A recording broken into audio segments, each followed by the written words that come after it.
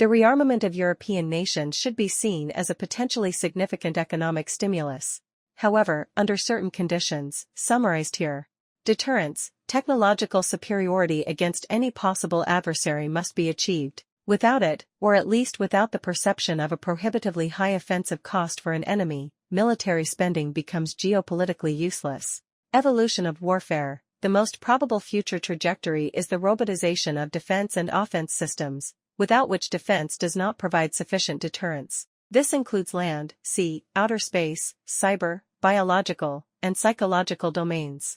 Additionally, robotization has the strongest expansive impact on the civilian industry and its innovative contributions to the military sector. For example, the Internet originated as a military project, Gopher, was then disseminated for civilian use, and further innovated by civilian research, such as hypertexts.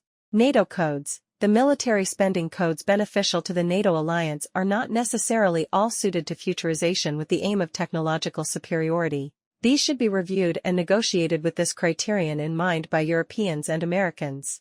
For instance, intercepting a hypersonic missile currently under experimentation by Russia, which fortunately is currently hindered by the availability of metals resistant to speeds close to 10,000 km per hour, requires advanced anti-missile technology, which should be shared within NATO. European rearmament model. This would follow a non-confederal model, enhancing alliances between nations.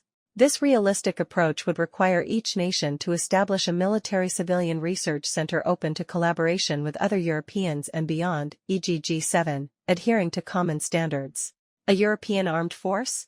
NATO's interoperability experience already allows national forces to integrate into specific operations. Essentially, it already exists. Defense against whom? It would be worth studying how to elevate European deterrence to a global level within the strengthening of the G7 alliance. This would also be useful for ensuring the security of European export trade, particularly Italian and German, as well as Japanese, British, and Canadian exports. Negotiating with America. Increasing European global military capabilities could be exchanged for reduced U.S. pressure on tariffs.